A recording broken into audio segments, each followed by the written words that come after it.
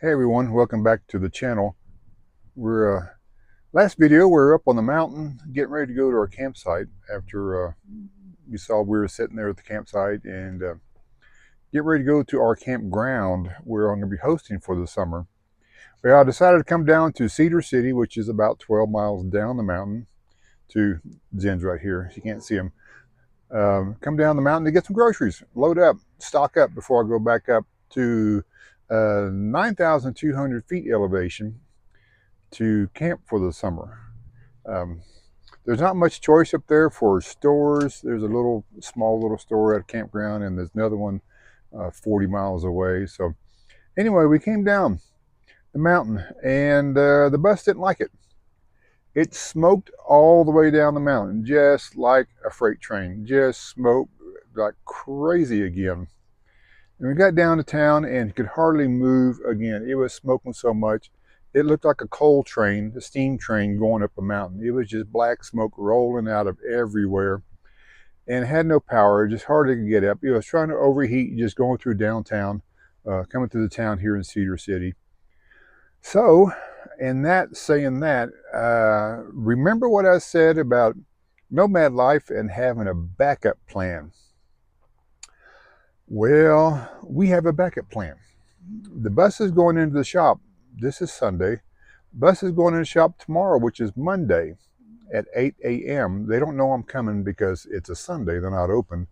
So we're going to go drop it off, me and the pup down here. And then we're going to go on to plan B. So that's going to be our backup plan B. Plan B. So stay with us, and we're going to show you what plan B is. And just like this. Ta-da! And here's plan B. That's my plan that I've got when my bus is in the shop. I can actually get this and I can use it for sleeping in. Don't tell U-Haul, but kind of camping in it. So it's something to think about if anybody wants to have a camping life. You don't want to have a lot of money invested in something like this. This is a 10-foot bed. I'm going to show you the back in just a minute, but it's got a V8. It's good. You can use it for pulling cars. Or trailers behind the small ones. It's not, not big, but it's comfortable. So let's go around and show you the back. Doesn't have any amenities. It's got automatic and air, an AM FM radio, but go around to the campsite. There's a dog. And here's how we're using the inside of it. In the back there is my bed. It's a queen size air mattress. I got the pup bed right here, and then I've just got over here just storage things. I got a TV on the wall. I got a computer, got my solar panels, and got my refreshments. Big bumper for dog dishes, and there's a trailer hitch. And that got a pull down door. So it'll work. You could actually come in here. It's not insulated, so it gets really cold at night. But you could make a bed in front. You got all these walls right here that you could put cabinets on and different things. Same on here. I would change out the roll-up door to make it like a flat door with the actual door in it that you can use. And you can have a little mini camper. Yep. So I'm renting this one for $19.95 a day plus 99 cents a mile. So I'm not trying to drive it very far. So I've got up here to my campsite, and we'll show you the campsite here in the next video. We'll go around, take a tour. Hadn't opened yet. We're going to open up really soon, and we'll show you before people get here. But there's a view of it, my lake. Yeah, this is something to think about if you want to get into camping life. Find an old U-Haul van. It's got a solid inside. It's got a solid backing, and it's sealed to the van, to the box. Be really easy to come in and cut that open, and you have access into the box from the front area. This is something I'm kind of thinking of. I'd redo another bus and get a smaller version.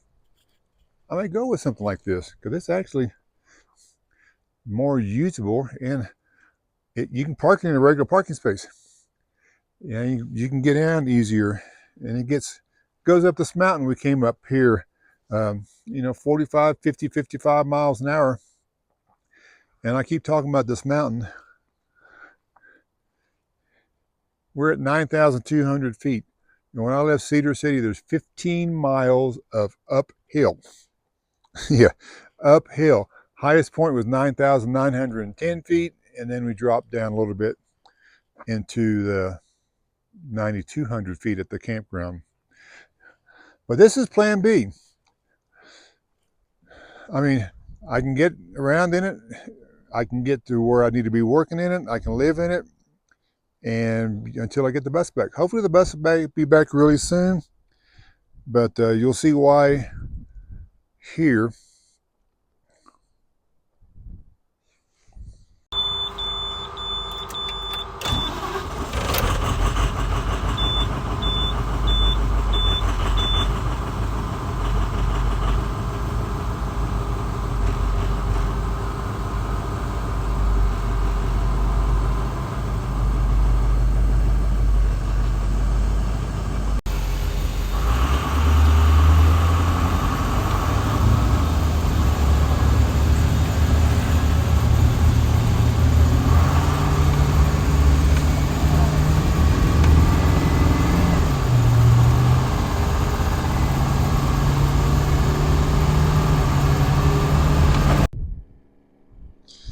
And you can see why I left it down in Cedar City to get worked on. Blowing smoke and no power. But I made some rookie mistakes. I guess rookie mistakes. I want to clean out the bus to get in here. One, my air mattress, that one on the bottom is flat. That's the one I had. Used it one time, and brought it up here. And number two, my air compressor, little air pump that I have, wouldn't work. So it took me about 3 hours to blow that bottom one up. And lay down on it, about an hour later, it was going flat. And by morning, I was on the plywood of the floor. So anybody who has had air mattresses know they leak. This one I've got here was from another camp down the road that some friends are staying at, and it actually held up. It loses a little bit of air, but I'm not on the floor, and it's not too bad.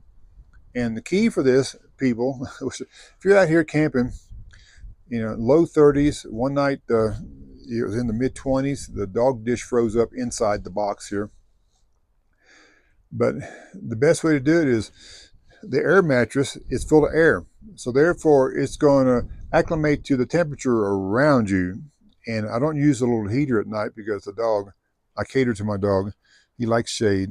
He likes it cool. But yeah, the air of the mattress is cold. And you're laying on this little bitty piece of plastic rubbery thing with a little felt on it. And your body heat cannot overcome the amount of cold space. So you need either a cushion underneath it, your sleeping area on top, or a sleeping bag, or what I've been doing is I've got a lot of blankets, as you can see. I make like a cocoon. I put about half of it on, roll into it, fold the bedding back over, and kind of tuck it in and make a self-made sleeping bag out of it. It works. Yeah, it's been an experience, I'll tell you right now. All right, so the air mattress went flat. The air pump didn't work. And number three, got a little Bluetooth right here. Well, guess what? Yeah, I forgot to get the charger for it. I got a whole bag of charger cord cables, like in this bag here. But I guess I missed that one. I got like 16 charger connections, but not for that. So, and the TV. Now that I have Starlink, I can use TV. So I hooked the TV up, and guess what? No remote. And with remotes nowadays, TVs, you have to have the remote to change channels and get to the settings. So no TV. But I did. Yes, I have an old I mean, not a laptop. That's not a laptop. I got an old desktop computer that I brought. So I can hook up to it. It's connected to Wi-Fi and I can watch YouTube and etc. But what else happened? Let's see. Something else was going on that I made a rookie mistake, but I'll figure it up in a minute. But yeah, I moved out in such a hurry, I kind of left. But that's the plan B. All right, one more thing on the rookie mistakes. I grabbed my Coleman stove, my 1985 model, that was working in December when I used it. Yep, and guess what? Doesn't work. Can't get it lit. I think my primer pump bulb has gone bad. I can't pump it up. So I had my boss, while he was in town, pick me up one of these pretty fancy little handy dandy propane one burner stove, because I want to cook water, I mean hot water for food and pasta, and I had no way to do it because this won't push enough pressure through to light it. I'll try to get a piece for that. I think they still make them, and just see if I can replace the primer bulb, primer pump, and get it working again. Because I haven't used it that much, but those things are expensive now. Holy cow. But yeah, it's an old, kind of rusty. It's been in the garage. It's been all over the country. Been in Canada and all around. Still works good though. When it goes inside, it looks nice. Still got the original box set. About 40 years old. So I'll get it fixed up. We're gonna get it going. Then we'll have it back up. So that's the other version of that. So that's it. One thing I forgot to show you about the inside is I installed, or just temporary, some little plastic lights lighting the solar powered, like an outdoor light. Down there is the unit, and they come on at dusk, and they just glow, kind of a light glow. They're low wattage, low usage, and they put out a pretty decent little comforting glow at night. So we'll show you here what the nighttime version looks like. Here's our nighttime view. There's Zen in his bed, laying there, and here's some disco lights around here. Nice little glow. Just lightens up this inside of this box a little bit. There's a TV that I don't have the remote for, and back door's pulled down. I got the computer going. But that's it for the nighttime view. So this could be very doable, very livable for someone to live in. So, and we're out of focus again.